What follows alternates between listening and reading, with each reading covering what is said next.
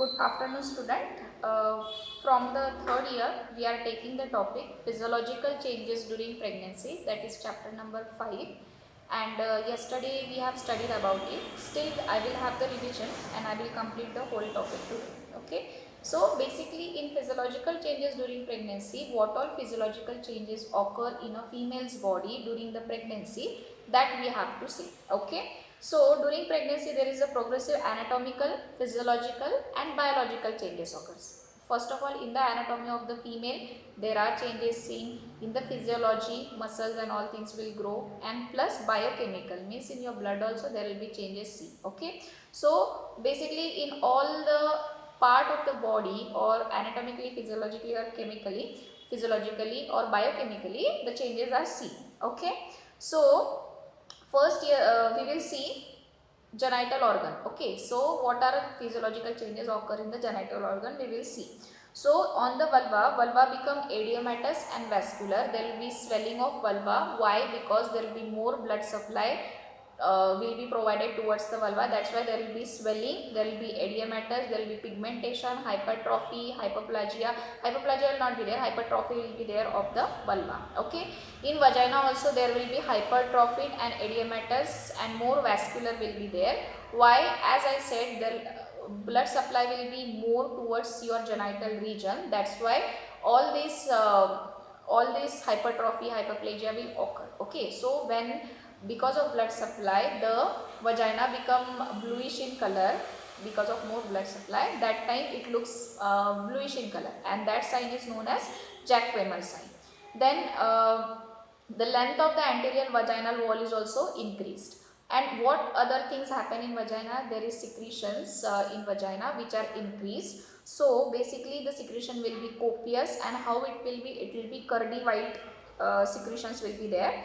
And here now normally pH of vagina is probably basic, okay, towards the basic or not more acidic, okay. But during the pregnancy the pH of vagina become acidic. Why? Because there will be no bacterial growth should be there, so it should not affect the pregnancy. That's why the pH will become acidic due to more conversion of glycogen into lactic acid, and the lactobacillus bacteria will grow because of high estrogen level.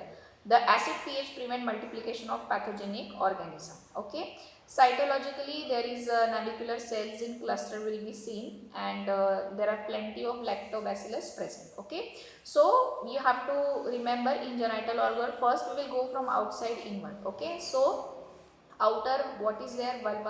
Vulva become more edematous, more bluish in color because of blood supply increase. It same thing happened with the vagina, and that sign is known as Jack-Wemer sign. The secretion will be copious, plus the pH will be acidic, so no bacterial growth should be there. And why the pH will increase? Because the estrogen level will be high, so because of that pH increase, and because of that only bacterial growth will be there. Okay. Now we will come to the uterus. What happened to the uterus? What is the normal weight of the uterus? Normal weight of the uterus is 60 gram, and its cavity is 5 to 10 ml, and it measures about 7.5 centimeter in length. Okay. This is the normal thing about the uterus. 60 gram is the weight, 5 to 10 ml is its capacity to hold, and 7.5 is the length. Okay. But what happened at the term? At the term means during the delivery or in the period of pregnancy, the weight of the uterus become 900 to 1000 gram. Okay. Because normal baby weight is how much? 2.5 kg is a normal weight, right? Approx around that is there. So uterus weight also increase because of hyperplasia of the muscles. It is supporting the baby. So weight of the uterus become 900 to 1000 gram, and it measures about 35 centimeter in length. Previously its length was 7.5 centimeter, but in term the length become 35 centimeter. Okay. And the capacity also increased 500 to 1000 times more, because it's holding the fetus inside the uterus. Okay.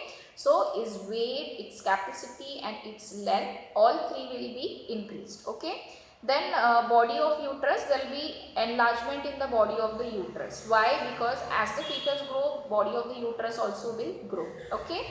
So changes in the muscle, there will be hypertrophy and hyperplasia of the muscles will be seen, and stretching of the uterus muscles will be seen. Okay, now do you know what type of muscles are present in the uterus? So basically uterus is like this shape. Okay, we will remember.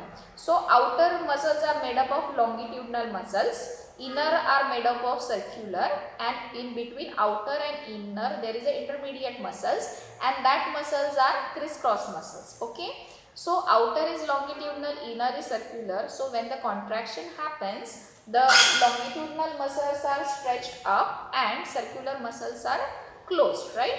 So that prevents the pushing of baby outside, or that prevents anything going inside, okay, during the contraction and relaxation. So basically what happens, because of inner in intermediate, what kind of muscles are there? So pause for a minute. Stop. So as I say, this is your uterus, right? We have said this is your uterus. So outer muscles are longitudinal, okay. Inner muscles are, all these inner side muscles are circular, okay. And between this inner and outer muscle, these muscles which are known as intermediate, they are crisscross, okay.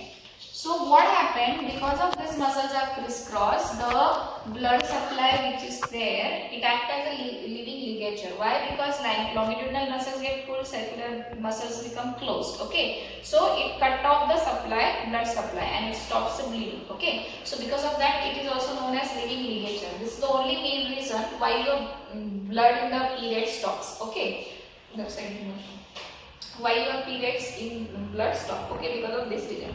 There is simultaneous increase in number and size of the supporting fiber and elasticity. So in uterus also there will, because of these muscles will be there, so hyperplasia and hypertrophy of muscles will be there. More vascular supply will be there, there will be vasodilatations, and because of estradiol and progesterone level will be more, so there will be vasodilatation, and more blood supply will be provided towards the uterus to support the uterus to have a proper fixation of the fetus in the uterus, okay. The weight also will increase, the shape, non-pregnant woman shape is piriform in shape, and it becomes globular in 12 weeks, and the shape is more become piriform or ovoid at 28 weeks. So previously it is piriform, then it becomes ovoid in shape, oval in shape, and lastly it becomes globular in shape. Position is anteverted up to 8 weeks. Then yesterday I told you about the contraction, that is Braxton Hicks contraction. Braxton Hicks contractions, the contractions are irregular. First of all, these contractions are seen in the uterus, okay, and during all of the pregnancy it is seen, but it is very rarely felt. Why? Because the pressure is very small, probably 8 mm of Hg pressure is there, that's why these contractions are not felt by the female. So that's why it's known as Braxton Hicks was the man who found out the contraction, so name is given. So you have to remember the definition of this Braxton Hicks contraction, okay. The contractions are irregular, infrequent, spasmodic and painless, without any effect on dilatation of cervix, okay. So first of all it is irregular, then infrequent, spasmodic and painless, okay. So this contraction keep on occurring and there is no dilatation of cervix occurs, okay. So that's why this is known as Braxton Hicks contraction. After that you will come to have the labor pain, okay. So labor pain is painless, regular and rhythmic contraction with dilatation of cervix, and Braxton Hicks contractions are irregular, infrequent, spasmodic and do not have any pain, plus there is no dilatation of the cervix, okay. So this physiological change is also seen in the uterus. After that we see the isthmus.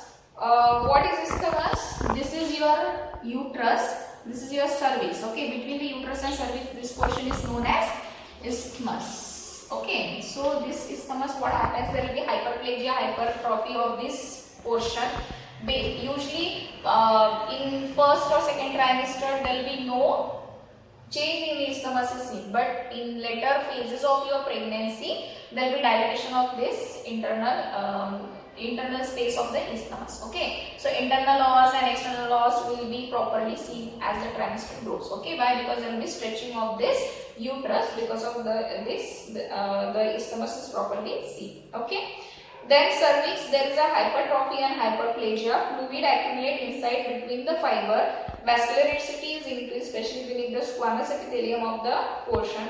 All this lead to the marked softening of the cervix. In pregnancy, what physiological changes is seen in the cervix? Basically, cervix, there will be hyperplasia and hypertrophy. More blood supply will be there. Because of that, this cervix will become soft, and that is known as Goodell sign. Okay, dilatation will not be there, but that portion becomes soft because of more blood supply towards it, and that sign is known as Goodell sign. Okay. In non-pregnant woman, how the cervix will be like the tip of your nose. Okay, but in pregnancy it becomes soft like the lips. Okay, you can feel as if you are touching the lip. Okay, that soft it becomes. Then epithelium, there is a marked proliferation of the endocervical mucosa. Secretion of the cervix will be very thick, and it forms the cervical plug. Okay, a plug will be formed between the cervix. Why this plug will be formed? As the pregnancy of the progesterone level will be high and the secretions will become more thick. Okay, and then because of that thickness, it get accumulate between your cervix. So once that cervical plug is formed, nothing can enter inside the uterus. Okay, so no secretions or no bacteria, nothing will enter inside the uterus. So it acts as a plug, antibacterial plug also. Okay, so cervical plug will be formed as a physiological change during the pregnancy. Fallopian tube will be normal because there will be no change, but ovaries will shrink because there will be no both the ovaries and uterine cycle of the normal menstrual remain suspended. Okay, so there will be no work of ovaries, it will not be functioning, and there will be no menstrual cycle, that will be absent. Okay, so this was the changes in your uterus. So in genital organs, we have to tell the changes in vulva, vagina and uterus. Okay, so these were the main changes. Now we will see what are the changes seen in the breast. Okay, so the changes in the breast are best evident in a primary gravidity. So the female who is